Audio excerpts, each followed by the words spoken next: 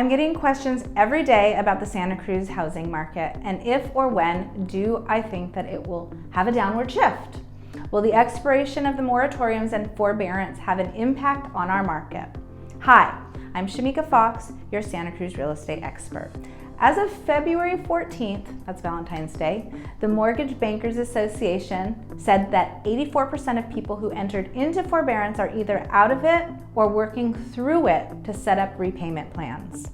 50.8% are paid in full, 33.6% worked out a repayment plan, and only 15.6% are still in trouble. According to Eisenberg, PhD of the MLS Listings Partner Economist, National Economic Overview, despite early predictions of a soft first quarter, economic forecasts have steadily improved, and 2021 quarter one GDP growth is likely to now exceed 6%.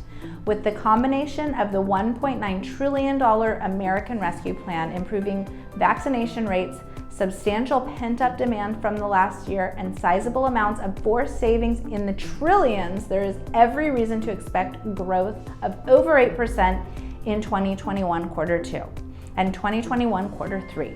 By 2021 quarter four, we will likely see growth slow to a still remarkable 7% as we begin to slowly return to normal trend growth by the end of 2022 or early 2023. While the Federal Reserve has revised their 2021 forecast for inflation, GDP, and unemployment, they have barely modified their 2022-23 forecasts. This means the Fed very much thinks the latest stimulus monies will lead to a short-term boost to the economy, but nothing more. They are essentially looking through the short-term growth and any corresponding inflationary effects. As such, they remain strongly wedded to their existing inflation fighting plan and do not anticipate raising short-term rates before 2023 and are unlikely to commence their tapering of the $80 billion a month in treasuries and $40 billion a month in mortgage-backed securities before the start of 2022.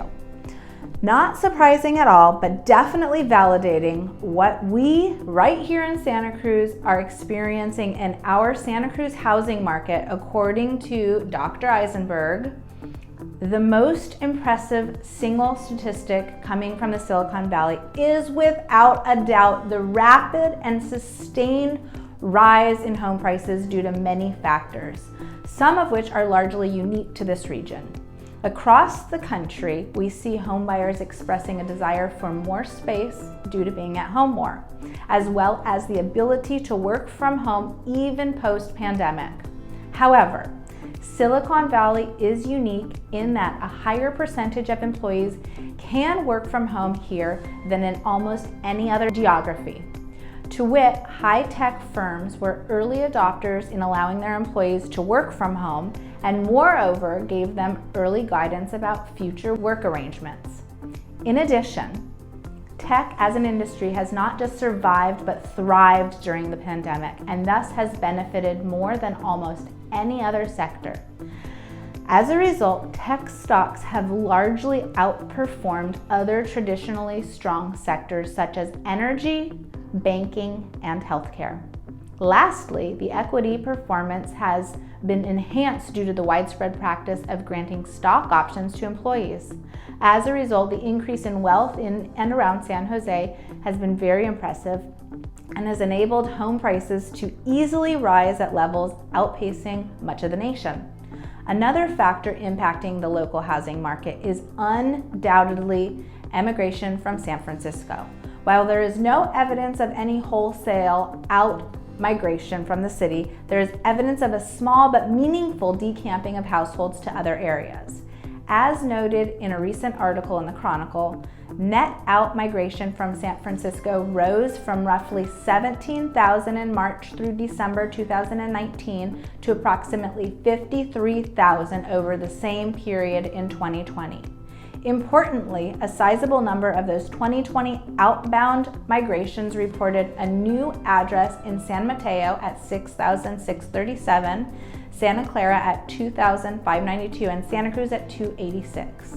While these numbers are not large in a tight housing market exhibiting little, if any, new construction, an inflow of very wealthy buyers can easily alter house price dynamics given the general lack of inventory. However, it is reasonable to think that we have witnessed peak migration as prices keep rising and life in the cities reverts to a new version of normal. And here are the numbers for the Santa Cruz housing market. The median sales prices in Santa Cruz County jumped to an all-time high of $1.1 million, a 21.2% gain over last year, and average prices rose 27% to $1,222,877. Dr. Eisenberg says Santa Cruz County is apparently capturing a meaningful number of migrants from San Francisco. Your prices rose like it had a rocket assist. New listings are close to normal for this time of year at 510, while closed sales rose 35.5% over last year.